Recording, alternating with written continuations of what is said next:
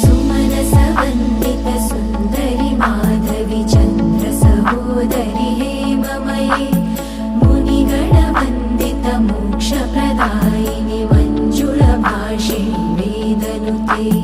पङ्कजवासिनि देवसुपूजित सद्गुणवर्षिणि शान्तियुते जय जय हे मधुसूदन कामिनि आदिलक्ष्मि जय पालय माम्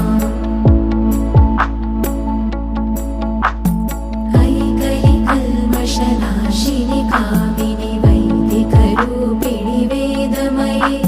क्षीरसमुद्भव मङ्गलरूपिणि